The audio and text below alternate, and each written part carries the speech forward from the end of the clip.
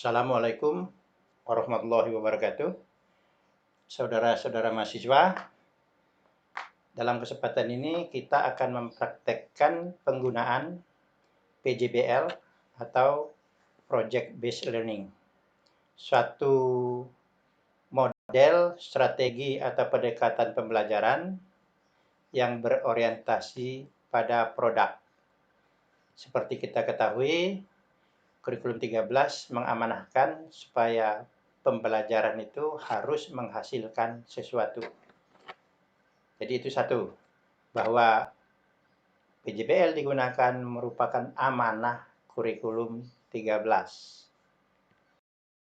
Kedua, yaitu amanahnya UNESCO, yaitu Badan Pendidikan dan Kebudayaan Dunia di bawah naungan PBB, bahwa seorang siswa atau peserta didik setelah melalui atau sedang melalui proses pembelajaran harus menguasai 4C, yaitu namanya kecakapan abad 21.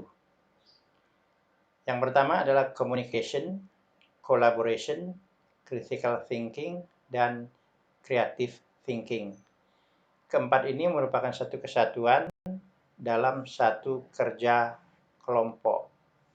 Dengan kelompok, mereka harus berkomunikasi, menyampaikan gagasan-gagasannya, kemudian mereka harus saling membantu untuk memecahkan masalah, untuk menanggapi berbagai saran atau pernyataan, kemudian bagaimana menciptakan atau mengajukan gagasan-gagasan. PJBL, konsepnya itu jelas.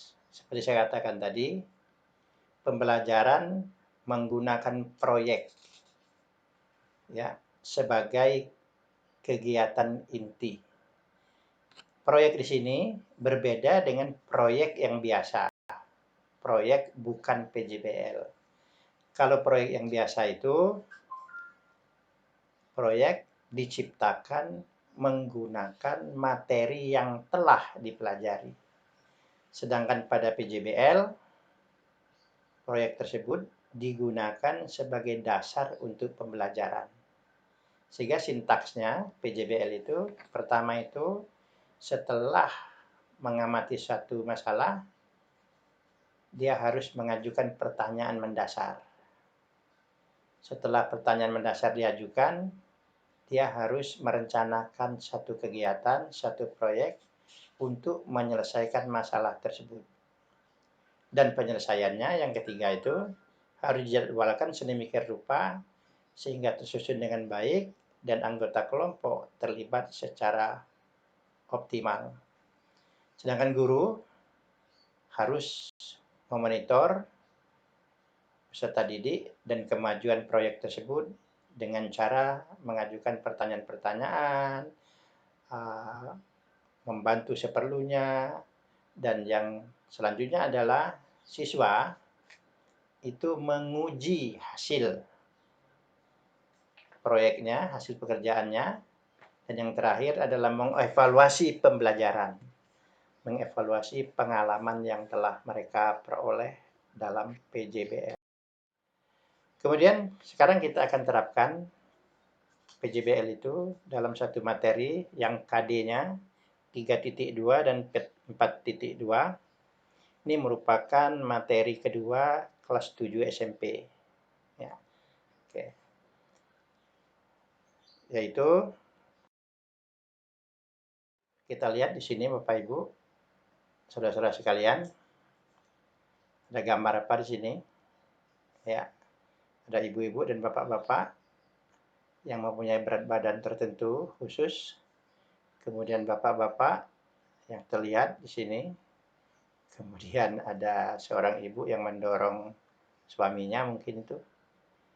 Kemudian ada anak-anak yang sedang makan sambil menonton acara televisi. Oke. Nah, dari 5 gambar ini apa masalahnya?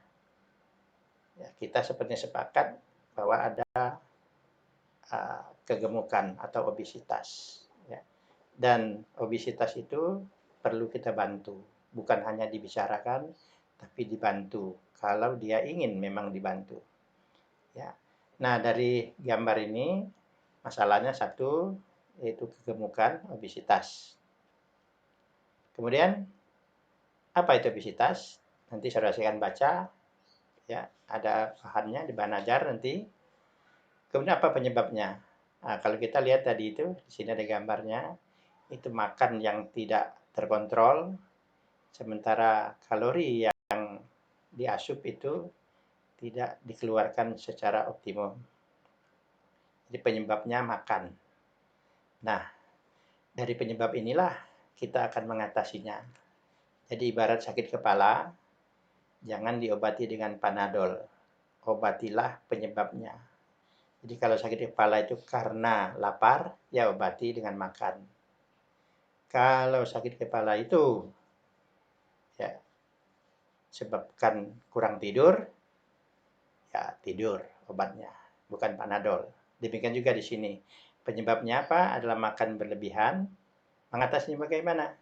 Ya, kita susun menu diet. Ya, seperti. Jadi bagi yang kelebihan berat badan, kurangi kalorinya. Bagi yang kurang berat badan, tambah kalorinya. Nah, ini kira-kira ya pengertian ada sebagian sedikit tentang obesitas. Kegemukan ya adalah kondisi kronis akibat penumpukan lemak dalam tubuh yang sangat tinggi tentu saja. Ini dikarenakan apa? Asupan kalori kita lebih besar dibandingkan aktivitas membakar. Jadi mungkin makan terlalu banyak, olahraga kurang, mungkin gitu ya. Kemudian apabila keadaan ini berjalan terus, maka terjadilah penambahan berat badan sehingga terjadilah apa yang disebut dengan obesitas. Kemudian ya, kita bahwa proyek itu dibuat dengan teratur, ada jadwalnya. Ini sesuai dengan sintaks tadi itu. Misalnya dalam penentuan pertanyaan mendasar. Apa yang harus dijawab siswa? Apa masalahnya? Tadi sudah obesitas. Apa penyebabnya? Makan. Apa yang harus dilakukan? Atur makanannya. Kira-kira begitu. Langkah kedua mendesain. Ya, konsep apa yang harus digunakan? Diterapkan. Tadi sudah ada. Yaitu operasi bilangan. Apa produknya? Produknya adalah menu. Apakah menu itu akan dibagi berapa bagian? Iya. Karena makan itu kan bisa 3 kali, 2 kali. Misal 3 kali. Pagi, siang, sore, atau malam. Nah, maka menu itu kita bagi. Ya, sehingga jumlahnya ya sesuai dengan yang diharapkan. Nah, guru dalam tugasnya yaitu memonitor ya para siswa yang sedang bekerja, sedang belajar, apa yang mereka pelajari, apa yang dilakukan oleh siswa, apa kesulitannya, dan sebagainya. Bila perlu memberikan saran bantuan secukupnya.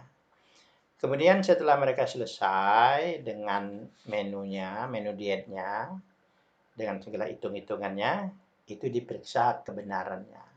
Yaitu dengan menggunakan teknologi, yaitu menggunakan internet. Mereka searching di internet bagaimana menentukan BMI, BMI, BMR, dan sebagainya. BMI, BMR ini akan kita bicarakan kemudian. Kemudian setelah selesai itu mereka akan mengevaluasi pembelajaran, semacam refleksi. Apa keuntungannya, apa kelemahannya, di mana ketertarikannya, dan sebagainya. Selanjutnya, nah ini kita sampai kepada tentang penjelasan BMI. Jadi dalam rangka membuat menu tadi itu, yang pertama itu harus ada ditentukan dulu indeks BMI itu berapa masing-masing siswa. Ya, rumusnya apa? Ini ada rumusnya. Sebelah kanannya rumusnya ini. Kemudian tentukan juga BMR atau BEE. Ini ada rumusnya sebelah kanan bawah ini. Dihitung menggunakan ini. Ya. Oke. Dihitung. Kemudian di internet, ya, setelah mereka menghitung ini, misal BMI-nya berapa, BMR-nya berapa, pada LKPD. Ini ada LKPD, satu itu bahan ajar. Ya, mereka belajar mengoperasikan bilangan tadi, ya, terutama bilangan desimal pada LKPD, ya, dalam rangka mencari BMI, dalam rangka juga menentukan BMR. Nah, kemudian uh, dilengkapi juga setelah bahan ajar selesai, dilengkapi juga dengan LKPD 2. LKPD 2 itu khusus untuk, ya, menentukan menu diet hariannya. Nanti akan kita lihat itu, ya, seperti itu. Nah, setelah selesai itu, ya, mereka harus diuji tadi. Misalnya BMI, ya, kalau saya itu 29,9 BMI. Itu termasuk obesitas level 1. Nah, 29,9 itu harus saya konfirmasi menggunakan internet. Apa memang benar berat badan dan tinggi badan saya sebesar itu, seperti itu, maka indeks BMI-nya adalah 29,9. Nah, demikian juga dengan BMR, demikian juga dengan kebutuhan lain menggunakan teknologi. Setelah diuji tadi dan dipresentasikan, tergantung bagaimana caranya. Kemudian di LKPD juga di sana ada yang namanya refleksi. Bagaimana tanggapan siswa, tanggapan mahasiswa tentang pembelajaran menggunakan LK, menggunakan PJBL. Nah, kemudian ternyata mereka kita setelah menggunakan PJBL dengan obesitas tadi itu, ternyata di sana banyak literasi yang terlibat. Literasi baca tulis, literasi digital, literasi budaya, dan literasi numerasi dan finansial, dan juga literasi sains. Ini bisa silakan didalami masing-masing literasi ini, ya. Tentu saja selain literasi matematika. Oke, dan silakan ya nanti dilihat setelah belajar apakah memang benar bahwa PJBL itu memberikan kesempatan kepada siswa untuk menggunakan teknologi. Ya, silakan diperiksa. Apakah benar PJBL itu mendorong pembelajaran seumur hidup, ya, sepanjang hayat. Kemudian periksa juga apakah benar bahwa PJBL itu menghubungkan siswa, ya, dan sekolah dengan dunia nyata. Periksa juga apakah benar, ya, dengan PJBL itu guru telah melakukan penilaian formatif dan juga penilaian otentik. Karena tadi kan ada monitoring, ya. Kemudian selanjutnya apakah benar bahwa siswa itu, ya, didorong, PJBL itu mendorong siswa lebih terlibat dalam pembelajaran. Ya. Dan juga apakah benar bahwa PJBL itu membentuk keterampilan untuk karir selanjutnya, misalnya kuliah atau jadi apa nantinya. Yang terakhir silakan diperiksa, ya, apakah memang benar bahwa PJBL itu mendorong, ya, imajinasi dan kreativitas peserta didik. Nah, ya, silakan cara memeriksanya, kegiatan apa yang dilakukan, bagaimana hasilnya, baik dalam kelompok maupun perorangan. Demikianlah presentasi kita hari ini. Silakan dibuka LKPD 1 tentang bahan ajar, sedang LKPD 2 yaitu tentang penyusunan LKPD 2. Nah, bekerjanya jangan urut PD 1 2 tidak. Kita saling silang menyilang sehingga benar-benar terjadi bahwa yang namanya proyek itu benar-benar digunakan sebagai dasar untuk pembelajaran. Sekian, terima kasih. Assalamualaikum warahmatullahi wabarakatuh.